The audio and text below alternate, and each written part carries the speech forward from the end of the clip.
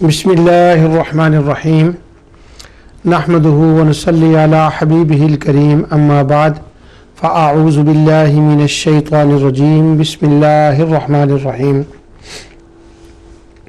वलितुकब्बिरुल्लाह अला मा हदाकुम व लअल्लकुम तशकुरून आमनतु बिल्लाहि सदक़ल्लाहुल अज़ीम। नाज़रीन, प्रोग्राम इज़ाला शुबहात में मैं आपकी खिदमत में तौहीद और रद्द शिर्क पर गुफ्तगू कर रहा हूँ।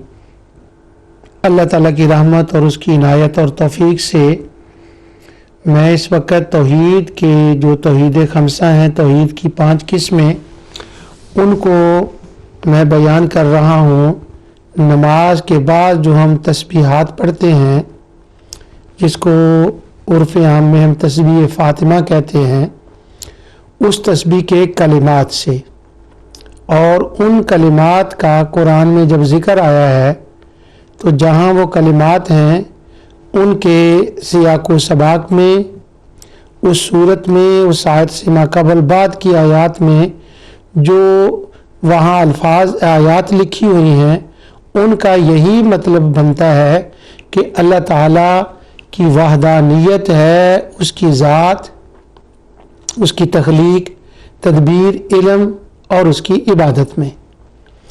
ये जितने भी अल्फाज हैं उनका यही माना होता है। और कुरान करीम का ये मकाम व मर्तबा है, ये उसका मोजिज़ा एजाज़ है कुरान का, कि वो जब कुछ फरमाता है, कुछ अल्फाज का इस्तेमाल करता है, तो वो उनकी तशरीह अपनी ही ज़ुबान में करता है। यानी कुरान ख़ुद कुरान की तशरीह फरमाता है।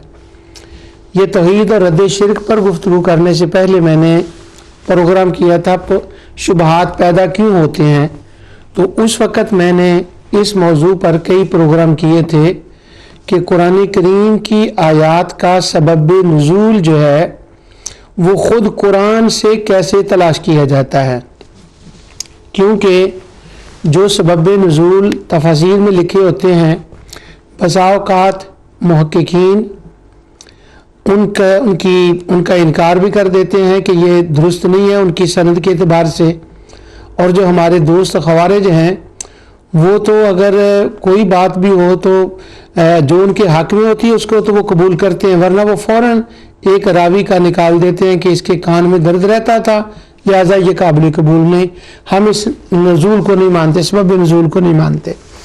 तो मैंने उन प्रोग्रामों में अर्ज़ किया था कि बेहतरीन तरीका ये है कि कुरान से कुरान का सबब नुज़ूल तलाश किया जाए, और मैंने बहुत सी मिसालें उसके अंदर दी थी।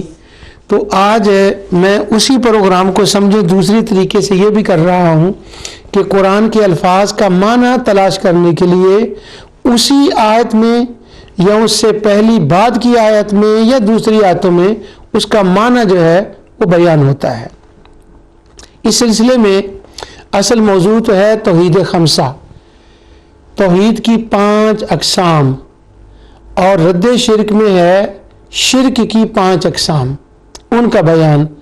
लेकिन ये मैं अर्ज़ कर रहा हूँ कि नमाज के बाद जो तस्बीह पढ़ी जाती है, इन तीनों तस्बीहों में सुबहान अल्लाह, अल्हम्दुलिल्लाह, अल्लाहु अकबर, इन तीनों में जो 5 किस्म के शिर्क हैं उनका रद्द होता है, और जो 5 किस्म की तौहीद हैं उनका इस्बात होता है।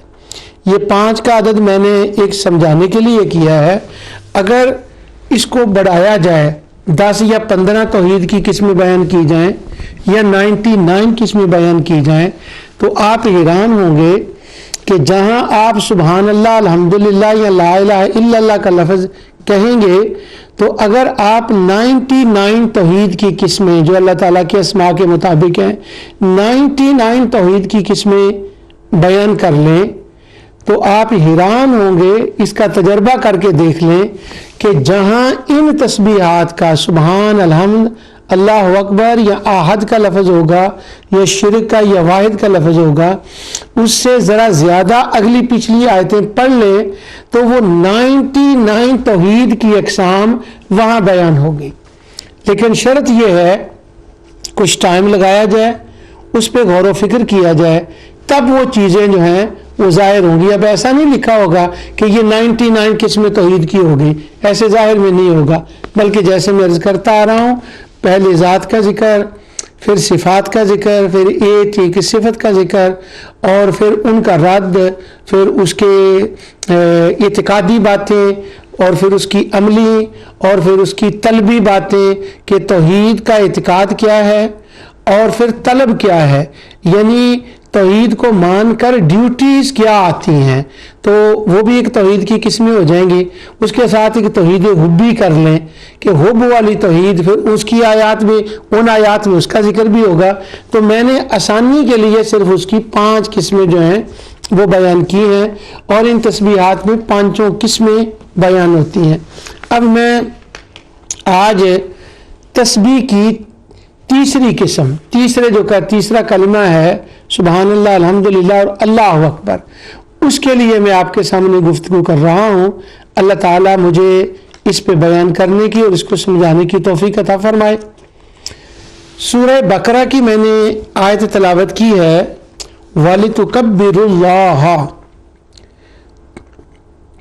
اور تاکہ تم مطلوبہ عدد پورا کرو اور اللہ کی کبریائی بیان کرو۔ یہ مطلوبہ کا لفظ یہ علامہ غلام رسول سعیدی صاحب کا یہ ترجمہ میں آج پڑھ رہا ہوں، انوار تبیان القرآن۔ یہ علامہ غلام رسول سعیدی صاحب کا ترجمہ الگ سے چھپا ہے، اور اس کا ایک حاشیہ لکھا ہے ان کے ایک شاگرد نے، ان کا نام مولانا عبداللہ نورانی ہے۔ یہ استاذ تفسیر ہے اور نائب مفتی ہیں جامعہ علیمیہ اسلامیہ کراچی کے، اور فرید بک اسٹال نے اس کو شائع کیا ہے، تو ان کا ترجمہ میں ہوں، اور حاشیہ جو ہے وہ ان کے شاگرد جو ہیں انہوں نے، مولانا عبداللہ نورانی نے یہ لکھا ہے، تو آج میں ان کا ترجمہ استعمال کر رہا ہوں کسی سبب سے۔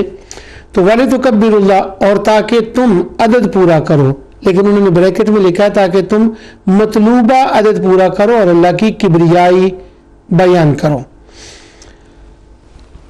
تکبر اللہ کا معنی ہے تکبیر بیان کرو، اس کی بڑائی بیان کرو۔ جب ہم کہتے ہیں اللہ اکبر تو اللہ تعالیٰ کی بڑائی بیان کرتے ہیں، اور اللہ تعالیٰ کا بڑا ہونا بیان کرتے ہیں، یہ اقرار کرتے ہیں، یہ اعلان کرتے ہیں کہ اللہ اکبر، اللہ سب سے بڑا ہے۔ اب سب سے بڑا کا کیا معنی ہے، بس اسی کو ہم نے آج لینا ہے۔ یہ جو میں نے جس مقام سے اس آیت کو پڑھا ہے، اس سے پہلے رمضان المبارک حلال حرام کے احکام تھے، بلکہ یہ جب میں نے اس عہد کے لفظ پر گفتگو کی تھی تو اس وقت یہ آیت میں نے پڑھی تھی، وَإِلَٰهُكُمْ إِلَٰهٌ وَاحِدٌ لَا إِلَٰهَ إِلَّا هُوَ الرَّحْمَٰنُ الرَّحِيمُ۔ یہاں سے یہ مضمون شروع ہوتا ہے، کیونکہ اس آیت سے پہلے جو ہے نا خالدین فیہا لا یخفف عنہم العذاب ولا هم ینظرون، یہاں تک ایک اور مضمون تھا۔ وہ مضمون یہ تھا نبی کریم صلی اللہ علیہ وسلم کی آمد کا تذکرہ، اور یہود آپ کے ذکر کو عیسائی چھپاتے تھے، وہ ظاہر نہیں کرتے تھے، اور وہ ابراہیم علیہ السلام کی دعا کا تذکرہ، ان کی کتابوں میں لکھا تھا آخری رسول آئیں گے، وہ کعبۃ اللہ کو اپنا کعبہ بنائیں گے، کچھ دیر کے لیے مسجد اقصیٰ کو بنائیں گے، تو وہ ساری باتیں ان کی کتابوں میں تھی، مگر وہ ظاہر نہیں کر رہے تھے۔ تو پہلے تو ساری ان باتوں کا ذکر آیا، اور صفا مروہ کا اس سے پہلے بھی ذکر آیا ہے۔ اصل میں مروہ جو ہے اس کا ذکر بائبل کے اندر اس طرح سے آیا ہے کہ سیدنا اسماعیل علیہ السلام کی جو قربانی ہوئی ہے وہ عند المروہ ہے، یعنی مروہ کے قریب۔ اب جب وہ عند المروہ کہا جائے تو ظاہر ہے کہ وہ 5-7 میل کا دوری ہے، تو وہ حرم کے اندر ہی ساری جگہ آتی ہے، اس لیے یہاں اس کی کچھ ٹرانسلیشن میں فرق ہوگا، تو وہ عند المروہ یا قریبا من المروہ ہو سکتا ہے کہ وہ ہو۔ اور مروہ جو ہے وہ ایک مشہور جگہ تھی، تو انہوں نے وہ عند المروہ جو آیا ہے نا، وہاں اس کو بگاڑ دیا، اس کا معنی چینج کیا اپنی کتاب میں، تو وہاں وہ صفا مروہ کا بھی ذکر آیا ہے۔ اس کے اندر اصل میں یہ اشارہ تھا کہ وہ تمہاری کتابوں میں جس مروہ کا، جس صفا کا ذکر آتا ہے نا، کہ وہاں وہ نبی پیدا ہوں گے اور وہاں سے وہ ہجرت کریں گے، یہ نبی اسی صفا مروہ کے قریب ان کی والدہ ماجدہ کا گھر تھا، والدین کا، جہاں ان کی پیدائش ہوئی ہے۔ تو وہ ان صفا والمروہ تھا، نازل تو کسی اور مسئلے کے لیے ہوئی تھی کہ کوئی مسئلہ پوچھا گیا کہ صفا مروہ پر تو صاف اور نائلہ کے ہیں بت، تو کیا ہم وہاں سعی کریں؟ تو وہ کراہت سی آتی ہے، تو اللہ تعالیٰ نے فرمایا نہیں، تم وہ سعی کرو، تمہارا دل ان کی طرف نہیں ہوتا تو کوئی حرج نہیں ہے اس کے اوپر۔ وہ تو تھا مسئلہ یہ، مگر اس مسئلے کے ساتھ ساتھ یہ اشارہ بھی تھا، کیونکہ یہ یہود و نصارہ کے ان کے رد میں اور ان کو شیشہ دکھانے کے لیے یہ اس سے ما قبل مضمون بیان ہوا ہے۔ اور اس کے بعد ان الذین یکتمون آیت آئی ہے کہ وہ جو تم چھپا رہے ہو نا، اس کو ظاہر کیا گیا ہے، وہ نہ چھپاؤ۔ تو اس چھپانے میں یہ صفا مروہ کی بھی بات تھی، تو جہاں ایک مسئلہ صفا مروہ کا بتایا گیا، وہاں ان کو شیشہ اور آئینہ بھی دکھایا گیا، تو وہ مضمون پہلے تھا۔ اور اس کے بعد وَإِلَٰهُكُمْ إِلَٰهٌ وَاحِدٌ، تو یہ وحدانیت کا مضمون جو ہے وہ شروع ہوا، اس میں ذات کی بات آئی، پھر اس میں خلق و تدبیر کی بات آئی، ان فی خلق السماوات والارض، اور اس کے بعد وہ حلال حرام کے احکام آ گئے کہ کیا چیزیں حلال ہیں کیا حرام ہیں، کہ یعنی جو اللہ ہے اسی کا یہ حق ہے کہ وہ یہ بتائے کہ حلال کیا ہے اور حرام کیا ہے۔ ان کنتم ایاہ تعبدون، اس کے حلال کیے کو حلال جاننا اور اس کے حرام کیے کو حرام جاننا، یہی تو اس کی عبادت کا پہلا سٹیپ ہے۔ یعنی عبادت کی دو قسمیں میں بار بار کسی وجہ سے بیان کر رہا ہوں، یعنی اعتقاد میں، اعمال میں، احکام میں جو کچھ اس نے فرمایا ہے اس کو ماننے کا نام عبادت ہے۔ تو پہلے تو یہ فرمایا کہ وہ ذات میں تنہا ہے، پیدا کرنے والا وہ ہے، نظام کائنات کو چلاتا وہ ہے، اس لیے اسی کا حق ہے کہ وہ یہ بتائے کہ حلال کیا ہے اور حرام کیا ہے، اور یہ عبادت ہے۔ تو اب یہ دیکھیں ذرا توحید کی قسمیں کیسے بیان ہو رہی ہیں، اور پھر جہاں تک بدنی عبادت کا تعلق تھا، پھر وہ بدنی عبادت کا آگے جا کر یا ایھا الذین آمنوا کتب علیکم الصیام، اس کا بدنی کا عبادت کا بدنی کا آ گیا۔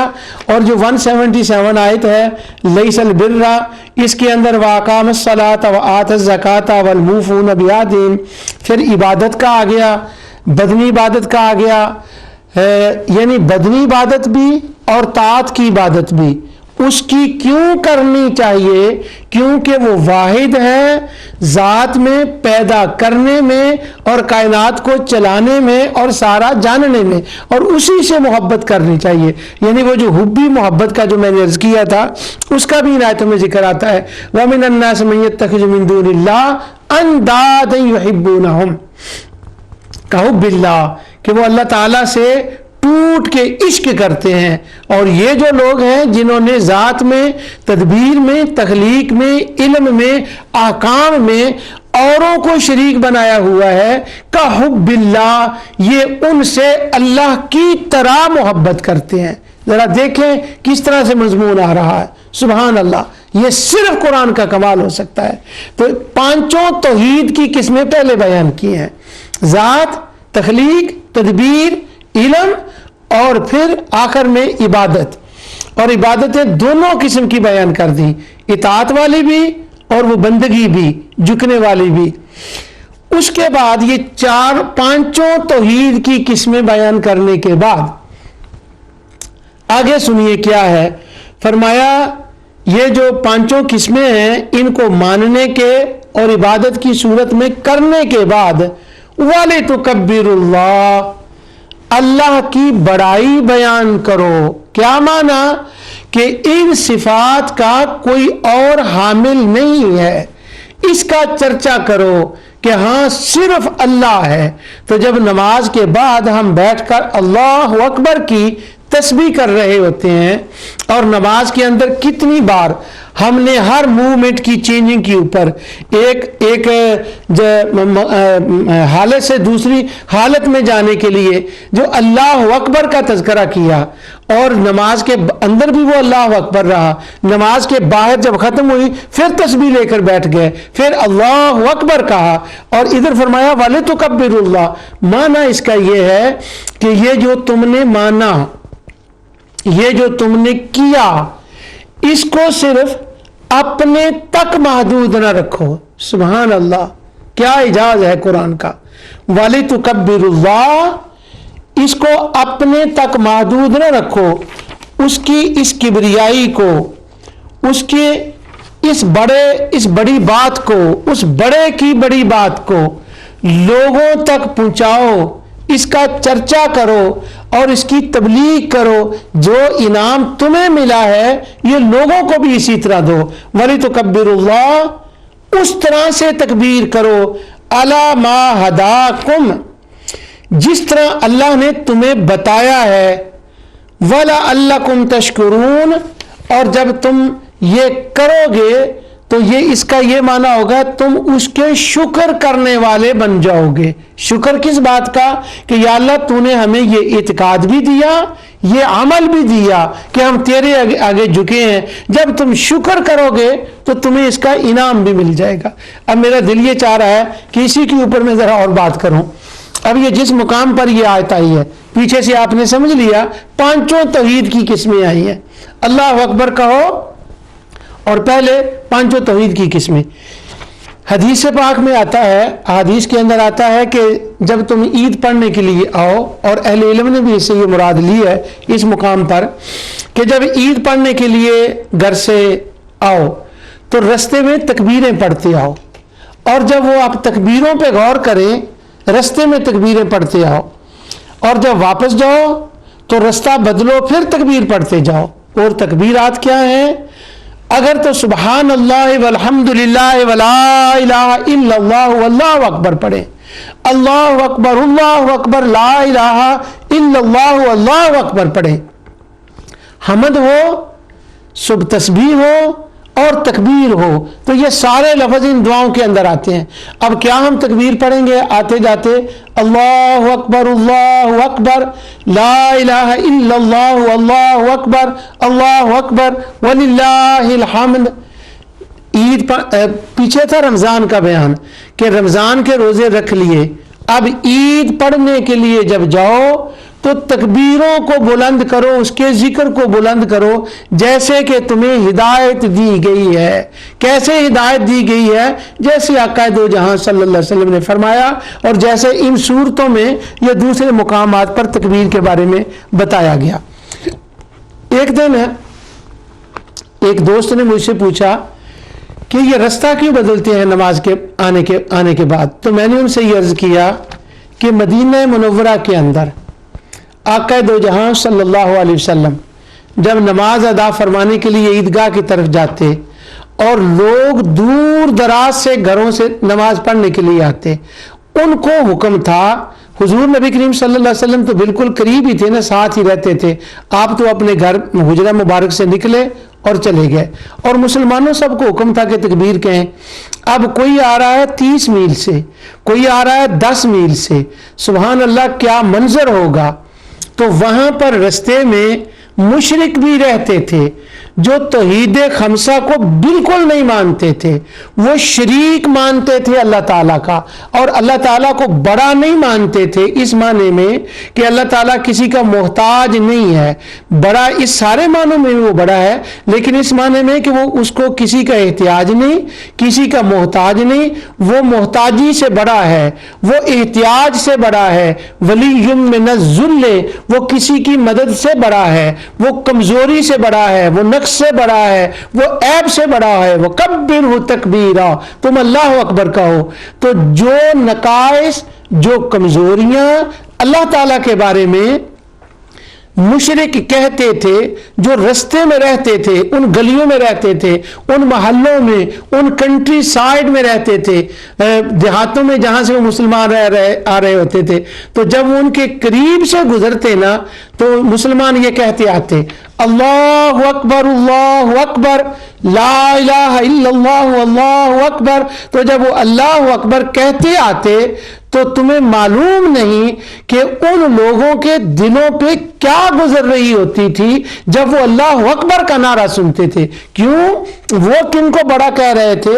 وہ تو بڑائی بیان کر رہے تھے، لات کی، عزا کی، ہبل کی، ان کی بڑائیوں کے پیچھے پڑے ہوئے تھے. لیکن جب ان کو یہ بتایا گیا نہ لات، نہ عزا، نہ منات، نہ اصاف، نہ نائلہ، انہوں نے تو کچھ کیا ہی نہیں ہے، ان کی بڑائی کس چیز کی ہے؟ نہ انہوں نے پیدا کیا، نہ انہوں نے چلایا، نہ یہ عبادت کے مستحق ہیں، نہ ان کی بات مانی جائے. بات کس کی مانی جائے؟ بندگی کس کی جائے؟ جھکا کس کے آگے جائے؟ اللہ اکبر، جو ان سب کا خالق ہے، سب سے بڑا ہے. تو اب جب وہ سنتے تھے نا اللہ اکبر تو وہ سمجھتے تھے کہ اللہ اکبر کا کیا معنی ہے، تو وہ تو سڑ بل جاتے تھے. تو یعنی وہ تکبیرات جو تھی، یعنی ادھر سے آؤ اور پھر رستہ بدل کے جاؤ تاکہ جب آؤ تو کچھ اور لوگ سنیں. اور هو الذی ارسل رسولہ بالہدی ودین الحق لیظہرہ علی الدین کلہ.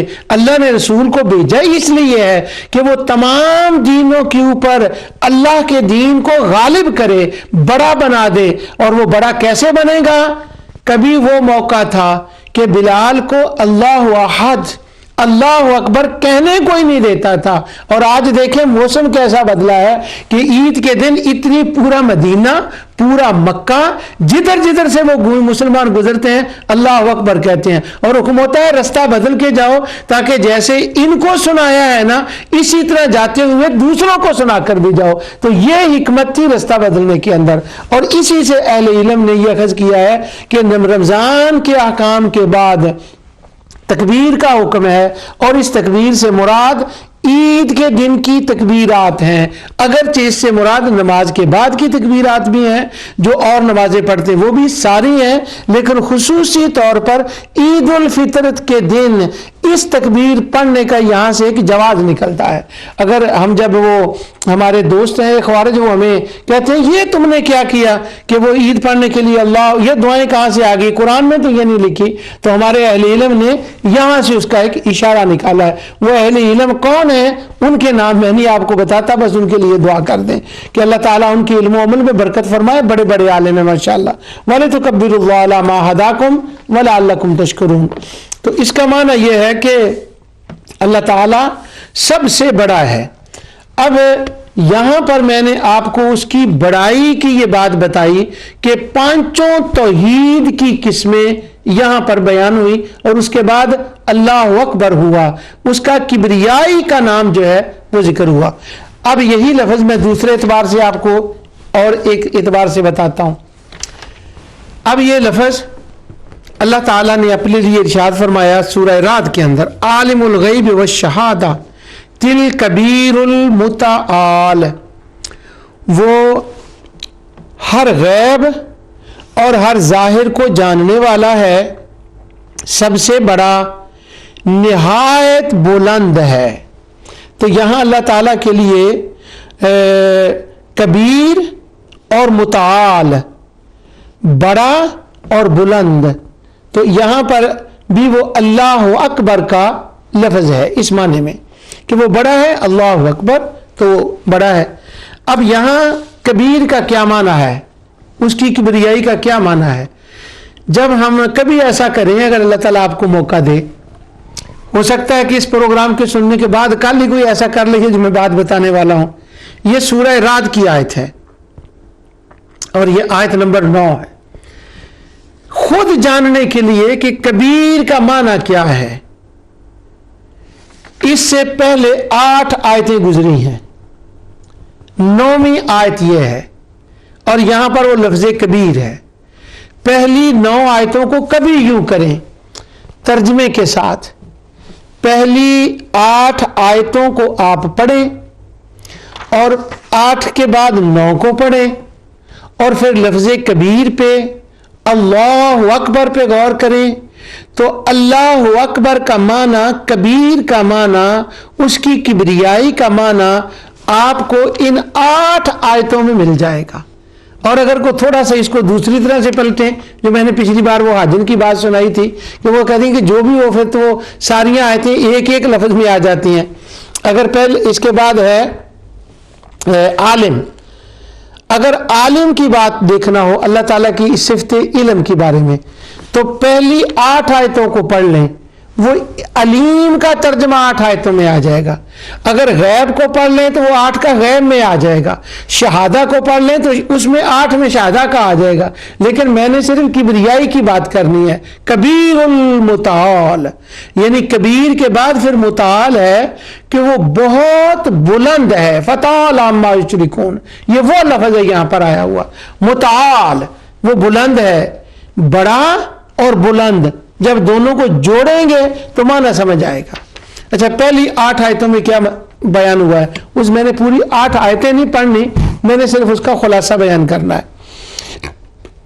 اللہ تعالیٰ نے پہلی آیت میں تو یہ فرمایا کہ یہ کتاب میں نے نازل کی ہے، ان الف لام میم را تلک آیات الکتاب، یہ اس کتاب کی آیتیں ہیں، والذی انزل الیک من ربک الحق، جو آپ کے رب کی طرف سے آپ پر نازل کیا گیا اور وہ برحق ہے۔ وَلَٰكِنَّ أَكْثَرَ النَّاسِ لَا يُؤْمِنُونَ، لیکن اکثر لوگ ایمان نہیں لاتے، اکثر لوگ نہیں مانتے۔ یہ جو قرآن کریم کا اکثر لفظ ہے، اکثر لوگ نہیں مانتے، اس کا کیا مطلب ہے، اکثر کا لفظ کیوں آیا؟ یہ میری کسی فاضل دوست نے مجھ سے کہا تھا کہ اس لفظ پر بھی ایک پروگرام کریں، تو انشاءاللہ 2-4 پروگراموں کے بعد میں وہ پروگرام میں نے نوٹ لگایا ہوا ہے کہ اکثر پر بھی انشاءاللہ، بلکہ 2-3 پروگراموں کے بعد اس کی باری آئے، اس لفظ پر میں گفتگو کروں گا۔ اکثر لوگ نہیں جانتے، یعنی قرآن نے یہ کیوں نہیں کہا کہ سارے لوگ ہی نہیں جانتے؟ واللہ غالب علی امرہ، اللہ کا حکم ہمیشہ غالب رہتا ہے، یعنی ہوتا وہی ہے جو اللہ کرتا ہے۔ واللہ غالب علی امرہ ولکن اکثر الناس لا یعلمون، لیکن اکثر لوگ نہیں جانتے، یعنی یہ اکثر کا لفظ آتا ہے، تو اکثر کا کیا مطلب ہے؟ انشاءاللہ کسی اگلے پروگرام میں اس پر پورا ایک پروگرام کروں گا۔ تو یہاں آیا کہ اکثر لوگ ایمان نہیں لاتے، کیونکہ اگر عرب کو دیکھیں تو نبی کریم صلی اللہ علیہ وسلم کے زمانے میں وہ جو لوگ تھے ان کی اکثریت کو دیکھیں تو وہ اکثریت ایمان نہیں لائی تھی، اور اکثریت کی حالت تو اور تھی۔ اس کے بعد اللہ تعالیٰ نے دیکھیں شروع کیا، اب پہلے آ گئی توحید فی ذات، دیکھتے جائیے ذرا، پہلے آ گئی توحید فی ذات، اللہ الذی، وہ اللہ۔ اب اللہ نے اپنا جو تعارف کرایا ہے وہ دیکھیں کس اعتبار سے ہے، اور فرمایا یہ وہ تعارف ہے جو میرا حبیب اس کتاب کے ذریعے سے تمہیں بتا رہا ہے، ورنہ تمہاری کیا مجال کہ تم مجھے جانو یا میری صفات کو جانو۔ اللہ الذی، اللہ وہ ہے، رفع السماوات بغیر عمد ترونها ثم استوى علی العرش، اللہ وہی ہے جس نے آسمانوں کو بغیر ستونوں کے بلند کیا، کیا تم انہیں دیکھتے ہو؟ پھر اس نے عرش پر جلوہ فرمایا، اور اس نے سورج اور چاند کو اپنے نظام پر کار بند فرما دیا۔ وسخر الشمس والقمر کل یجری لاجل مسمی، ہر ایک اپنی مقرر مدت تک گردش کر رہا ہے۔ یدبر الامر، وہی دنیا کے معاملات کی تدبیر کرتا ہے، وہی چلاتا ہے۔ اگر میں اپنی بات سمجھا سکا ہوں تو میں نے یہ عرض کیا تھا کہ اللہ اکبر کی تسبیح کہنے کا معنی یہ ہے کہ ہم یہ کہتے ہیں کہ یا اللہ تو ہی تنہا ہے، تو بلند و بالا ہے، اس بات سے کہ تیری ذات میں کوئی شریک ہو، تیری تخلیق میں ہو، کوئی تدبیر میں شریک ہو، اس میں اصاف، نائلہ، لات، عزا، منات، چاند، تاروں، جنوں نے تیری کوئی مدد نہیں کی، یہ تیرے شریک نہیں ہے، تو ہی سارا نظام کائنات چلاتا ہے۔ اور تو اس سے بڑا ہے، تیری شان اس سے بڑی ہے کہ تو کسی سے مدد لے۔ وَلَمْ يَكُنْ لَهُ شَرِيكٌ، تیری مملکت میں تیرا کوئی شریک ہو، وَلَمْ يَكُنْ لَهُ وَلِي، تیرا کوئی مددگار ہو، مِنَ الذُّلِّ، کہ تو کمزور ہے کہ تو نے کسی سے مدد لینی ہے، وَكَبِّرْهُ تَكْبِيرًا، ہم تو تیری بڑائی بیان کرتے ہیں کہ تو ان سب باتوں سے بلند بڑا ہے کہ ان میں سے تو کسی سے مدد لے یا ان میں سے کوئی تیری مدد کرے۔ اب یہ تینوں باتیں اس آیت کے اندر ہیں۔ اللہ الذی رفع السماوات، اسی نے آسمان کو بنایا، کھڑا کیا، بلند کیا۔ ثم استوى علی العرش، پھر اس نے عرش پر جلوہ فرمایا۔ اس پر میں کچھ لفظ نہیں کہتا، بس یوں کہہ لیں کہ یہ بلا کیف ہم اس پر ایمان لاتے ہیں۔ وہ ایک مسئلہ ہے جس سے میں گزر رہا ہوں، ورنہ مجھے پورا پروگرام اسی کے اوپر لگانا پڑ جائے گا۔ ثم استوى علی العرش، وہ جلوہ فرما ہوا، اور اس نے چاند اور سورج کو اپنے کام میں لگایا، یعنی چاند سورج نے کسی کو کام میں نہیں لگایا بلکہ اللہ نے چاند سورج کو لگایا ہے، اس لیے خالق بھی وہ ہے اور مدبر بھی وہ ہے۔ اور سن لو، کل یجری لاجل مسمى، یہ چاند سورج یا کائنات کی یہ مجال نہیں کہ یہ چلتی ہی رہے، نہ، اس کا کنٹرول اس مالک کے ہاتھ میں ہے۔ جب تک وہ چاہے گا سورج طلوع ہوتا رہے گا، غروب ہوتا رہے گا، جب اس نے نہ چاہا تو اذا الشمس كورت واذا النجوم انكدرت، یہ ان کی روشنی ختم ہو جائے گی، ٹوٹ پھوٹ جائیں گے، گر پڑیں گے، یہ اس کے کنٹرول میں ہے۔ اور کب تک؟ یہ صرف اس کی مرضی ہے۔ یدبر الامر، اور وہی نظام کائنات کو چلاتا ہے۔ اس لفظ سے میں نے وہ قسم بیان کی ہے، توحید فی التدبیر، یدبر الامر اور توحید فی الامر، یہ دونوں لفظ اکٹھے آ گئے، یعنی وہی کرتا ہے۔ یفصل الآیات لعلکم، وہی اور وہ آیتوں کی تفصیل فرماتا ہے تاکہ تم اپنے رب کے سامنے حاضر ہو جانے کا یقین کرو۔ اللہ تعالیٰ فرماتا ہے یہ جو میں آیتیں بھیجتا ہوں نا، یہ آیتیں تمہیں یہی تو بتاتی ہیں تفصیل کے ساتھ، اور تم اس کا رزلٹ نکالو۔ رزلٹ کیا نکالو گے؟ ایک تو وہ تنہا ہے ذات میں، تخلیق میں، تدبیر میں، علم میں، وہی چلاتا ہے، یہ چاند سورج اس کے متحد ہیں، وہی عبادت کا مستحق ہے۔ اور دوسرا رزلٹ کیا ہے کہ جب پہلے اس نے بنایا ہے، پہلے اس نے چلایا ہے، اب وہی اس کو فنا بھی کرے گا، دوبارہ بنائے گا بھی اور پھر چلائے گا بھی۔ لعلکم بلقاء ربکم توقنون، لعلکم بلقاء ربکم توقنون، تاکہ تم اپنے رب کی اس ربوبیت پر ایمان لاؤ۔ تو ذرا دیکھیں کہ یہ کس طرح سے ذات، خلق، تدبیر، ساری باتیں کس طرح سے آگے پھر وَهُوَ الَّذِي مَدَّ الْأَرْضَ، پھر زیادہ تفصیل سے دوسری آیت میں بتایا کہ میں بنانے والا ہوں، چلانے والا ہوں۔ وَمِن كُلِّ ثَمَرَاتٍ، یہ ساری چیزیں میں نے بنائی۔ جَعَلَ فِيهَا زَوْجَيْنِ اثْنَيْنِ، ہر چیز کے جوڑے بنائے ہیں۔ تو یہ ذرا دیکھو تو صحیح کہ اگر اس کے بنانے والے کئی ہوتے تو ان میں تو کوئی فرق ہوتا، لیکن یہ تو سارے ہی ایک جیسے ہیں، تو یہ دلالت نہیں کر رہے کہ ان کا بنانے والا بھی ایک ہے۔ آگے وہ ایک ایک چیز کی مثال دی، پھر فرمایا وَإِن تَعْجَبْ فَعَجَبٌ قَوْلُهُمْ، تم یہ تعجب کرتے ہو اِذَا كُنَّا تُرَابًا إِنَّا لَفِي خَلْقٍ جَدِيدٍ، کہ اللہ تعالیٰ دوبارہ کیسے ہڈیاں ریزہ ریزہ ہونے کے بعد کیسے بنائے گا۔ سن لو، وہ بنائے گا، اس کا بہت ذکر آ گیا۔ یہ ساری بیان کرنے کے بعد ذات، قدرت، اور یہ بیان کرنے کے بعد تخلیق بھی اور تدبیر بھی۔ آگے سنیے، اللہ یعلم ما تحمل کل انثی وما تغید الارحام وما تزداد وکل شیء عنده بمقدار، اللہ ہر مادہ کے حمل کو اللہ جانتا ہے، اور ہر رحم میں جو کمی اور زیادتی ہوتی ہے اس کو بھی وہی جانتا ہے، اور ہر چیز کا اس کے نزدیک ایک اندازہ ہے۔ اس آیت میں ذکر آ گیا اس کے علم کا، یعنی قرآن کی آیات اور اس کی ترتیب کی واہ واہ کرو، یہ حسن قرآن کو دیکھو، یہ 8 آیتیں میں نے پڑھ دی آپ کے سامنے.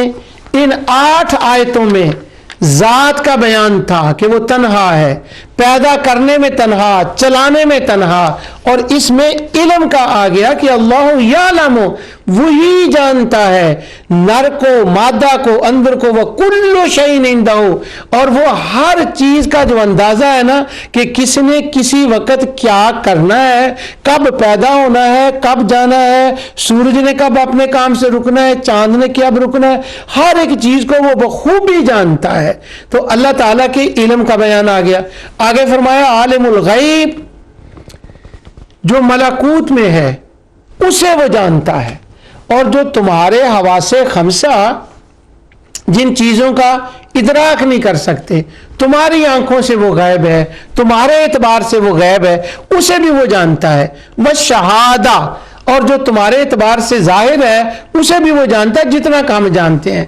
جب یہ ساری باتیں بیان کی تو اب دیکھیں فرمایا الکبیر المتعال، جس کی اتنی بڑی طاقتیں ہیں ذات میں، خلق میں، تدبیر میں، علم میں، جب وہ ہر چیز میں پرفیکٹ ہے تو پھر تو وہ الکبیر ہوا نا، وہ تو اللہ اکبر ہوا نا.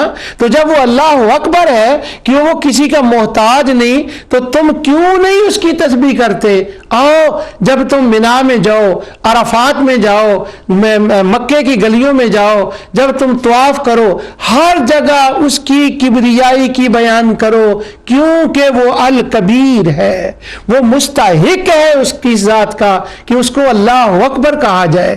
اذان میں اللہ اکبر، تسبیحات میں اللہ اکبر، دعاؤں میں اللہ اکبر، عید سے پہلے اللہ اکبر، عید سے بعد اللہ اکبر. تو یہ جو اور المتعال، یہ بڑا خاص لفظ ہے کہ وہ اس سے بلند ہے. کس سے؟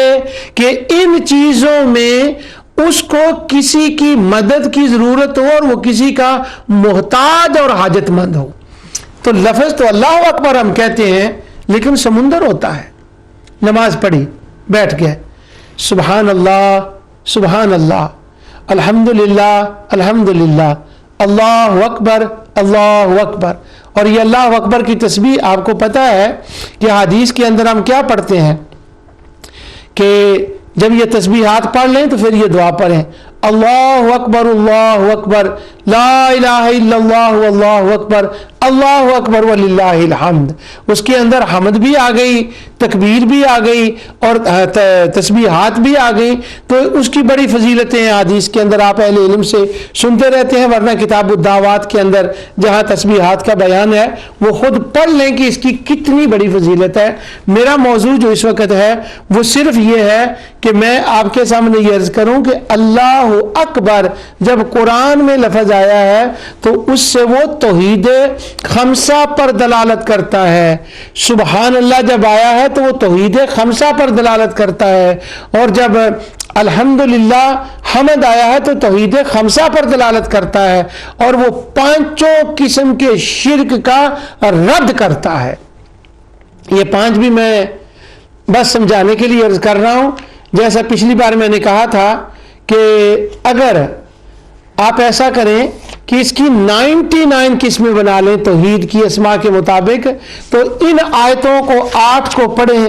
میں یقین اور دعوے سے اور اللہ تعالیٰ کی ذات پہ بھروسہ کرتے ہوئے کہتا ہوں کہ ایسے اہل علم ہوں گے کہ اگر 99 قسم توحید کی بنا لیں تو ان 8 آیتوں میں 99 توحید کی قسمیں اللہ اکبر سے آپ کو اللہ تعالیٰ دکھا دے گا اور وہ ظاہر ہو جائیں گی. قرآن کو پڑھنے والے تو بنے.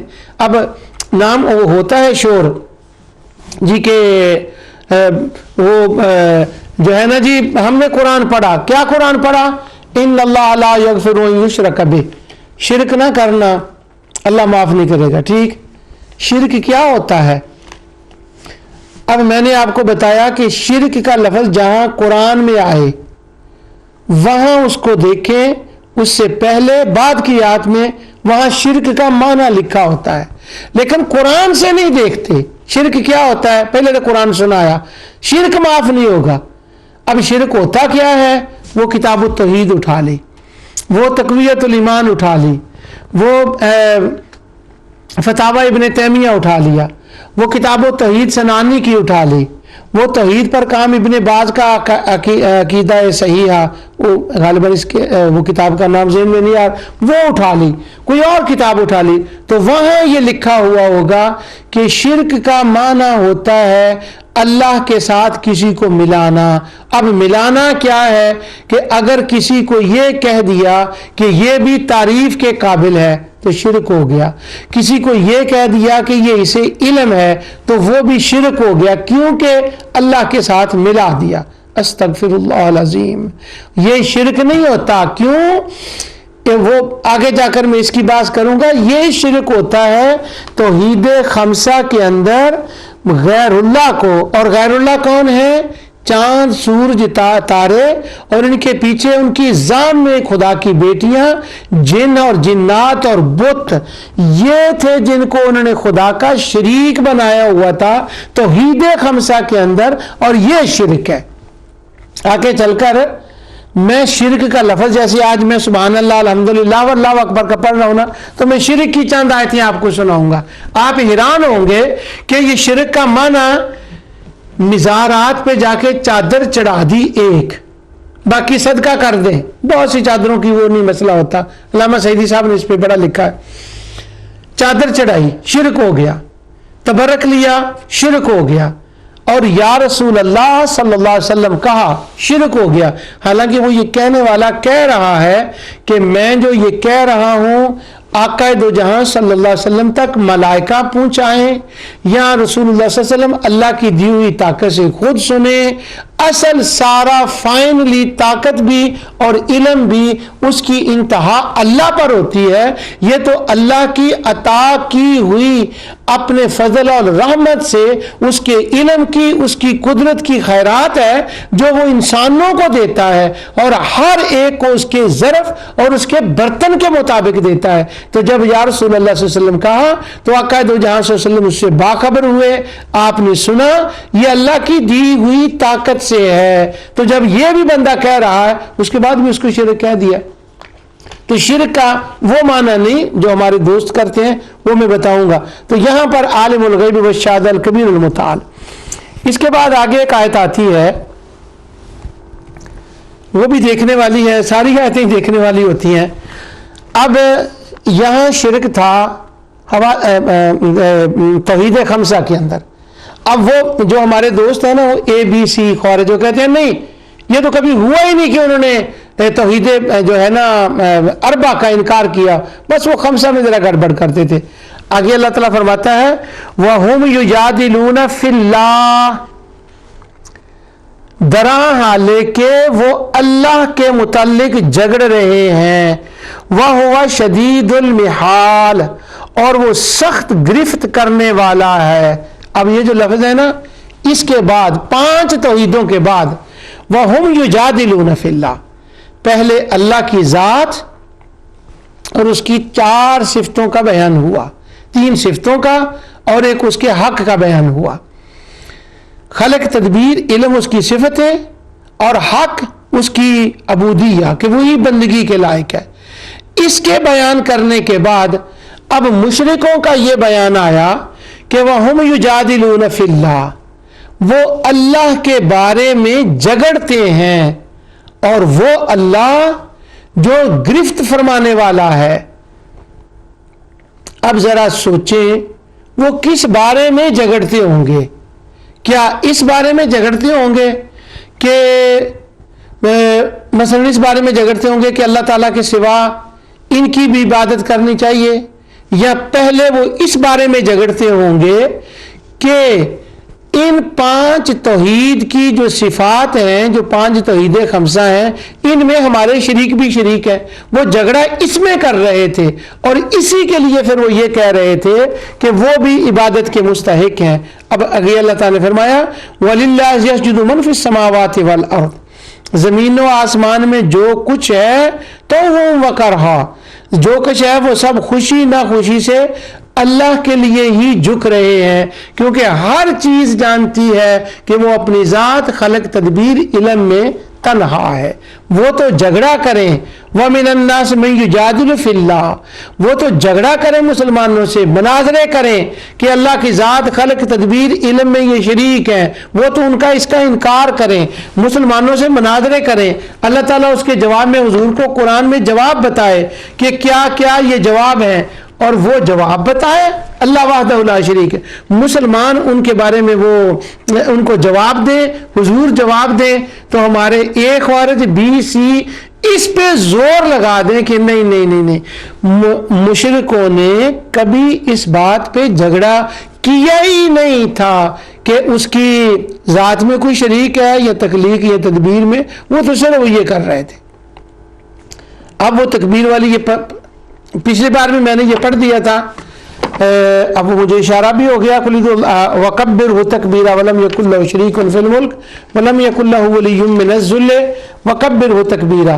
اسی طرح قرآن کریم کے اندر مختلف مقامات پر جو ہے وہ تکبیر کی جو باتیں ہیں وہ آتی ہیں۔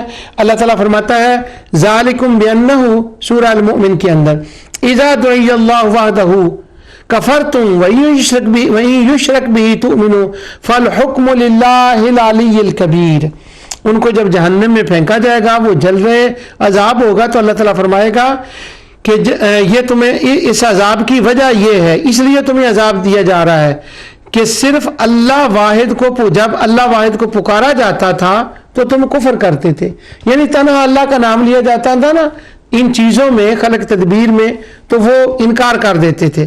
وَإِن يُشْرَكْ بِهِ تُؤْمِنُوا، اور جب مشرک شریک کرتے تھے ان چیزوں میں، پچھلی آیتوں کے لحاظ سے بات کر رہا ہوں، ان چیزوں میں تو وہ مان لیتے تھے۔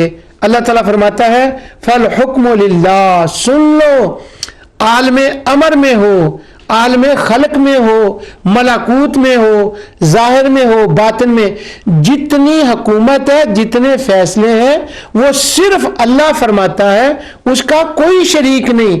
العلی الکبیر، وہ بلند ہے اور وہ اللہ اکبر کی شان کا مالک ہے، اس لیے یہ جتنا جو کچھ ہے یہ سارا اسی کے لیے ہے۔